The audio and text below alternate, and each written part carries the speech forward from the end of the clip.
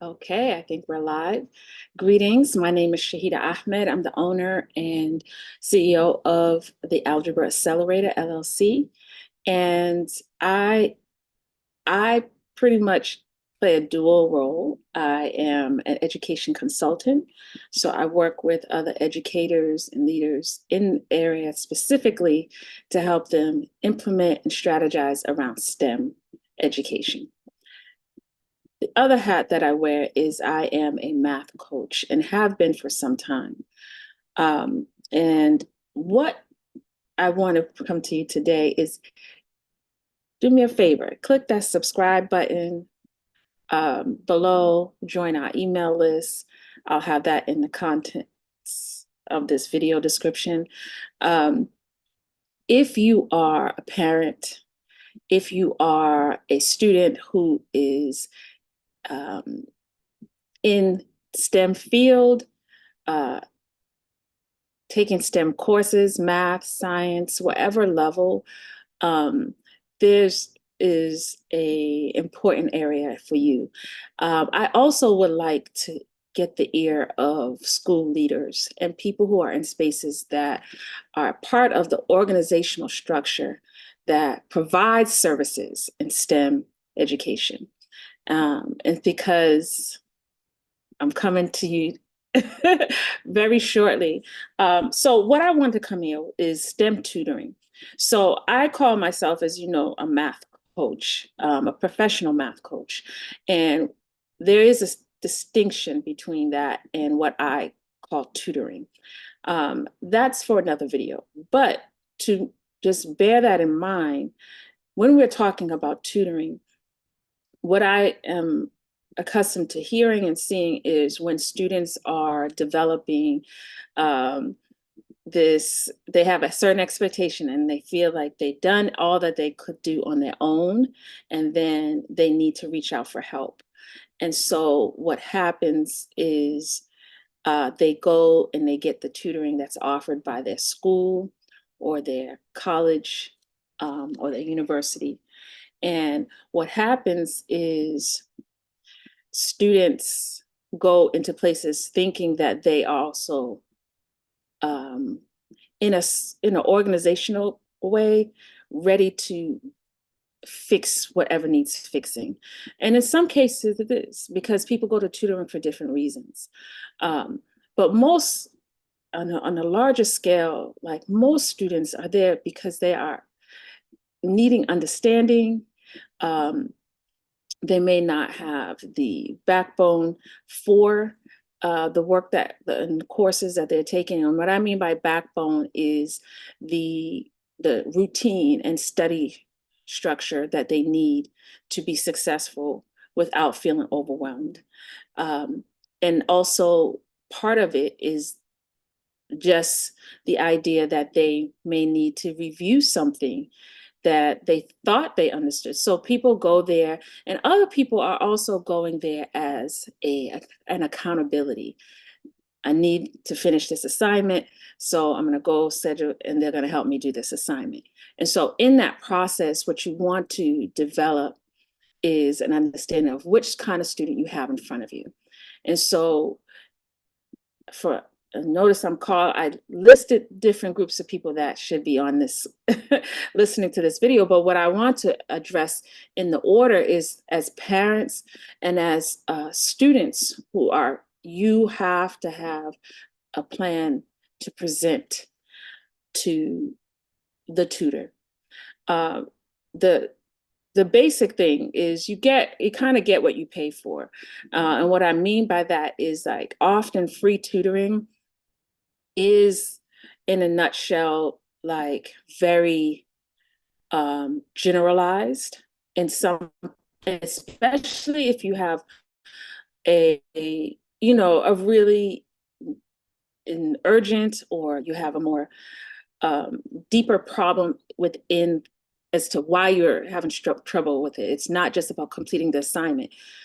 Can you do this independently? How is it growing you as a math student outside of just getting the grade? And then we know that there's different goals you have in the middle of that. But if we're really addressing the grades and how you're your we're really addressing the concept of how we're getting our ability to understand, to match the grade that we want and expect. We really have to start to do some prep work before we get to a tutoring session.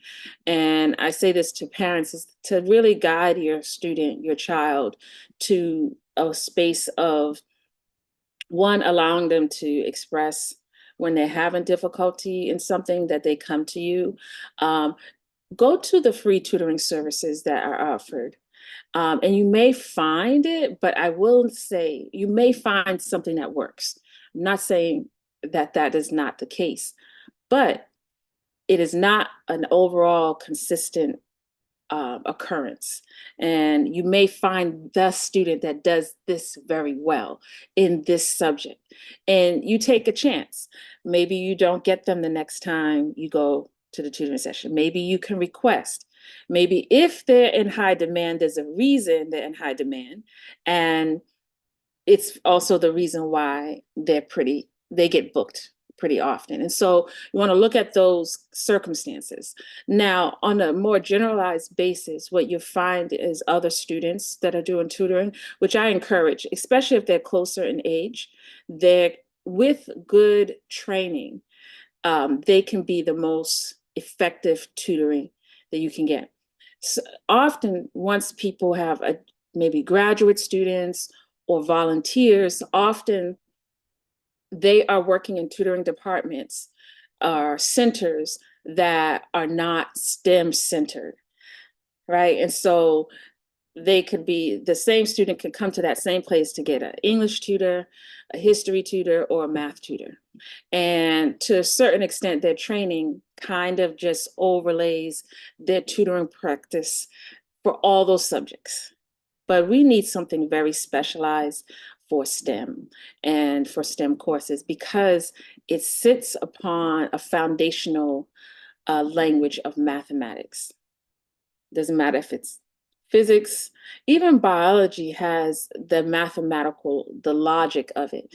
You deal a lot with the diagrams and systems that have steps in it. Like, because of this, then this happens, then that happens, and this, and you're in the process of, like, something comes in and changes that intermediate step and it causes it. So it's almost like a big web. And in math, we have those things, right? And so when we think about that as the foundational part and how we can approach tutoring, because I am hearing in the chat rooms, in the different Facebook groups, and from students themselves that share their difficulty, especially as a first year student, when you're making that transition, there is a gap between saying, checking off the box and saying that I got tutoring, and then saying, like, you know what, I did the tutoring. And it's often, sometimes it can be internalized. Like, I did what I said, what I was supposed to do. I went to get some help, but it's not helping, right? And so while the tutoring, they do have one, like a gatekeeping aspect to their system, is that they want to make sure that you actually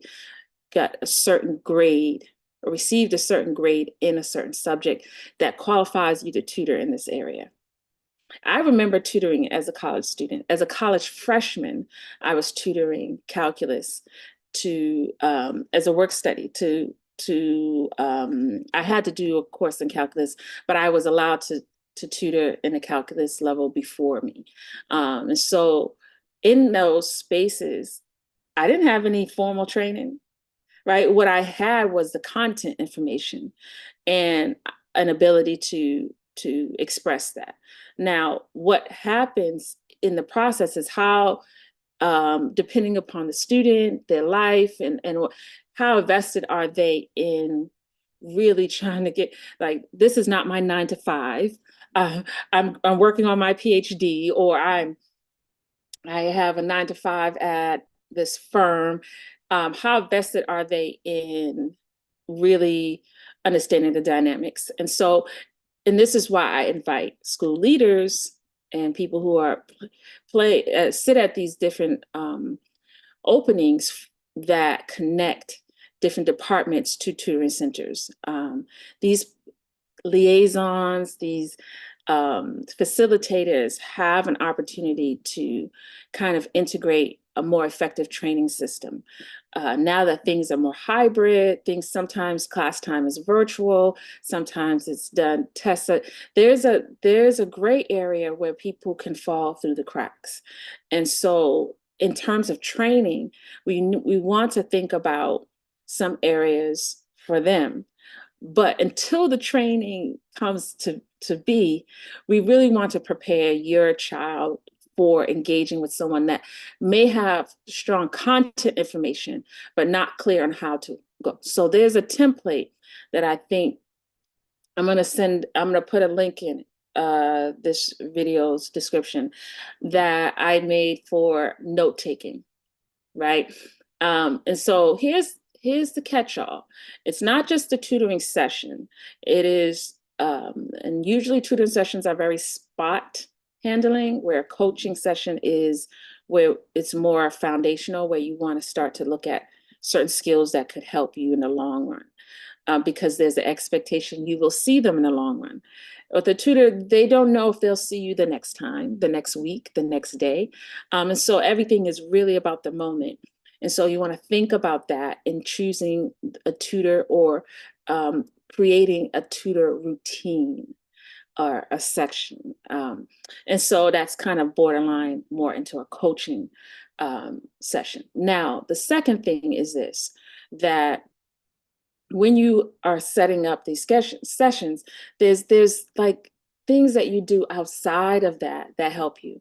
And one of the things, if you need the support that kind of piggybacks on the idea of like study skills, right? That how do I study for math? And I tell students all the time, I didn't really know how to study until I was almost the end of my sophomore, going into my junior year of college, of really understanding why it wasn't enough what I was doing in high school that would sustain me for the level of retention, not just retention, but application and understanding kind of it's more of like a physiological way of approaching science, that you're more moving into case studies. You're actually you're kind of looking in the practitioner landscape. And that's what they're preparing you for. And so in order to do that, there has to be some wingspan where you can like spread them and feel safe about it. And often students don't do that in the classroom. And so it becomes just this very cyclical way of approaching a session for one time with this tutor to get this assignment done. And so in order to spread the wings, there are some things that help. How we take notes, how students take notes. Those notes can serve the tutor in a certain way, whether there's a template sheet that I always say, chapter summaries. Math is not a reading subject. It's a doing subject, right? So you might read the definition, and then this is how the definition is used. On to the next. And you have to stay in that cycle, or else you risk knowing a definition and not knowing how to use it, not knowing where it can be used and how it can be used, right? And so you don't run into those opportunities unless you're in the work. Yeah, these are flowers that blossom in the work. And getting stuck is part of that work, because that will give you questions that your tutor or coach can address. And actually, a very well-trained tutor would not only address it, but they will see it as insight into what actually is really presenting itself as an obstacle. Oftentimes, it's how they're translating different ways of communicating a question, things that come up. And so that kind of in-depth thought and action usually comes with a coaching practice. So when you send your child, please, in the first round of free tutoring doesn't produce the results that are needed. It often has to do with some inconsistencies in the tutoring process. If there's one tutor that they're working with, I recommend choosing someone that you can communicate back and forth with more consistently. So like a more consistent tutor, the same tutor, or if, maybe you want to try out different tutors. And secondly, I would encourage you to establish a tutor routine. That tutors are not there to help you just before the test. All right, so that's when the mind isn't really in understanding mode. It's in help. It's in more like adrenaline mode. So they'll do whatever you tell them to do, but it just may or may not stick. So in that space, you want to develop a way to address tutoring, a tutoring session. And so that note taking is not the note taking where you copy everything in a book or from your PowerPoint that your teacher had. No, this is a pencil and paper exercise where and these some things that I send in, like just common templates that can help students organize their notes. We want you to jot down key things for math, at least, the rule, concept, and steps to use the rule. There should be a 3 to 4 step minimum for how to do this. And so it's kind of like recipes. If you do the recipe enough, you understand the ingredients. You may even start to like, oh, I'm gonna sprinkle some of this in here. That's how we are approaching math. We're not there to read the textbook. Get that out, okay? Or even read notes. Notes are there to, and so most of your notes, that half page could be just the rules covered and the definitions. What does it mean? Every other part of that note is a practice problem that uses the rule. That's it. That's it.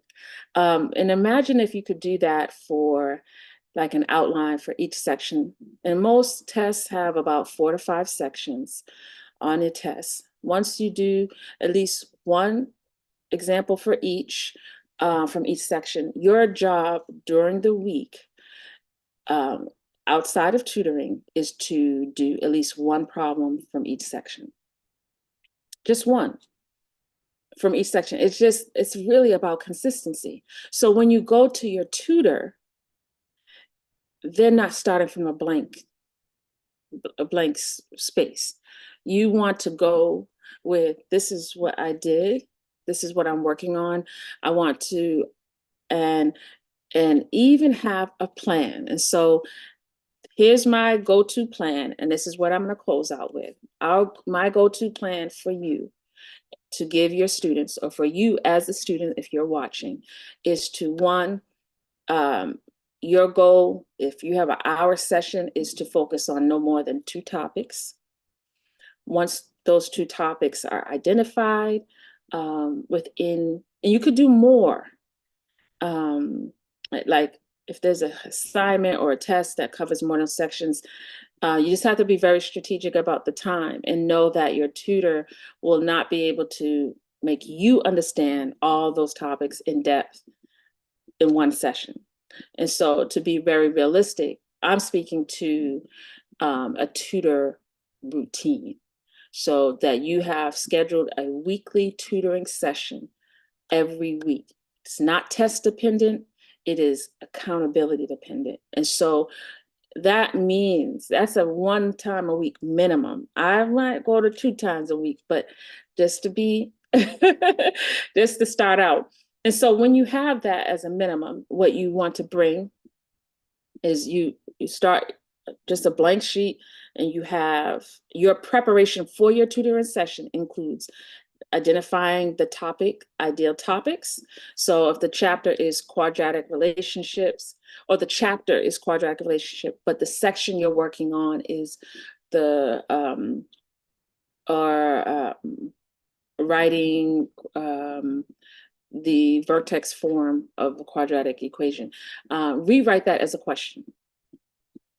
Rewrite your topic or your section topic as a question, so that you know what the goal is by the end. So how to write the vertex form of a quadratic equation. That's it. Second thing is you should have the actual form. What is the vertex form? Write that there. And the next thing is from each section that you're interested in getting help in, I would advise 2, maybe 3, but 2 at the most. And that really depends on how well your understanding is of the topic. And I would suggest that you identify 4 problems, 2 problems from each section. 2 problems from each section you identify. That's the third thing. The last thing is that you actually do those problems. You make some attempt to do the problem. Maybe just 1 from each section, just try to do that. And what you want to, and this is why I say this, what you want to bring to the session, excuse me, is a space to review, right? If everything is there, like you sitting there like, he gonna explain it to me. I'm gonna go to tutoring and get that everything is gonna get explained. I'll know what to do when I get to tutoring. You're going to be in a non-productive mode after the tutoring session. You want to be in a mode where you can graduate after your tutoring session. It's like an audition, right? So you got the part, but you just want to show, what you're capable of doing. And you'd be surprised how many people are entering tutoring sessions without that information. And so it requires a lot of communication. So if you can advise your child, those 4 things. So we have identified 2 topics, the section, maybe the subheading within that chapter, address it as a question. I mean, it's nice and bold. And that also speaks to the tutor. When they say, if it's just the topic, quadratic relationships in vertex form, it says something, but then the question, writing it as a question is, what or how do I write quadratic functions in vertex form? The tutor already had, okay, that's what we're going to do. Like you help.